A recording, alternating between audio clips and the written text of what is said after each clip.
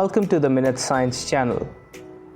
A question comes in my mind is, why does the human cell have DNA as its genetic material? A strand of DNA inside the human cell acts as the memory of the cell. The memory dictates how the cell functions. The DNA is kind of similar to a thumb drive. Like a thumb drive stores data inside it in the form of series of bits.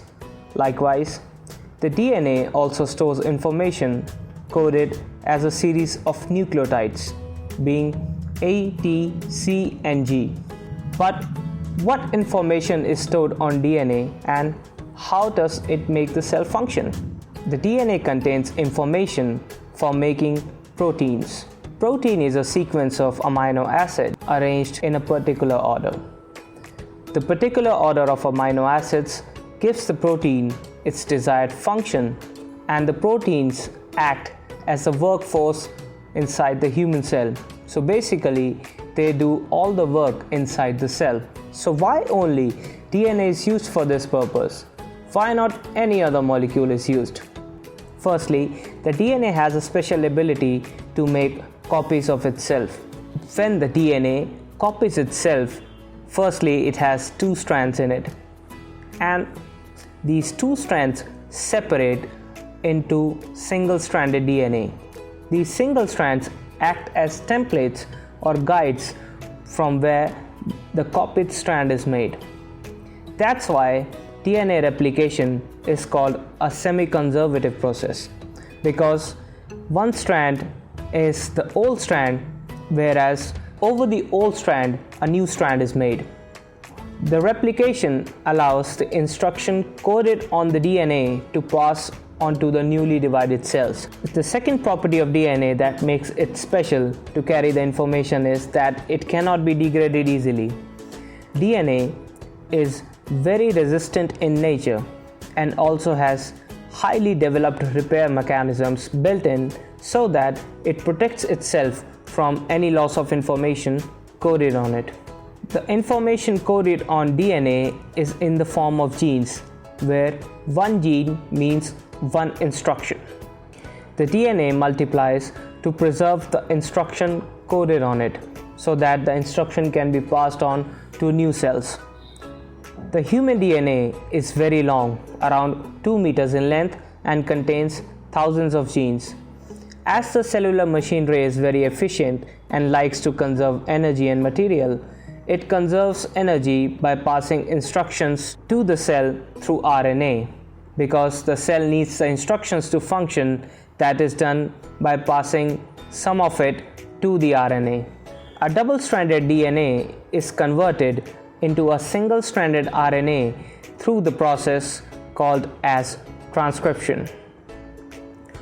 Transcription is similar to the process of making notes, where large-sized information is summarized to a shorter form. The human DNA contains around 30 to 40,000 genes. The cell is performing different functions at different times, so all the proteins are not required at a single time.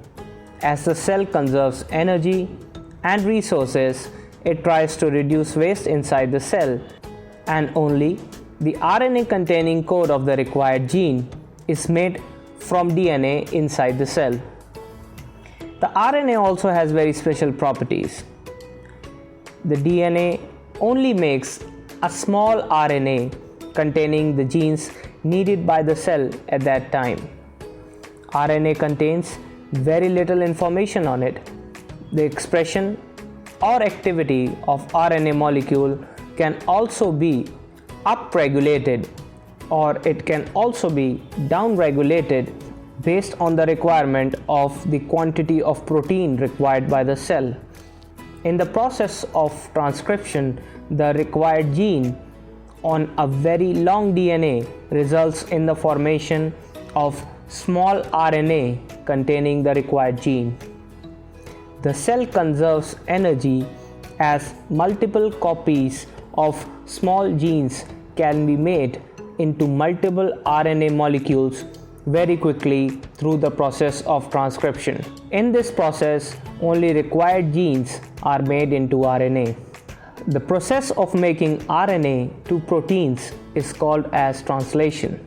Here, RNA segments that carry the instructions results in formation of protein molecules with the use of the coded instructions.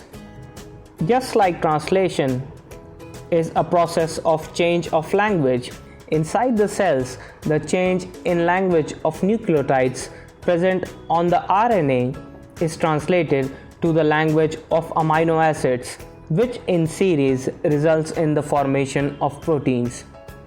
The RNA molecule is read through a special molecular machine inside the cell called as ribosome, which also acts as a translator of the cell. The translator also needs the assistance of a reader to function properly. The part of the cell that reads the RNA and adds amino acid to a series is called as tRNA or transfer RNA. The tail end of the tRNA reads the instruction, whereas the head of the tRNA contains the amino acid. The tRNA is specific for the instructions written on the RNA, which means that the amino acid linked to the tRNA molecule is also specific in nature.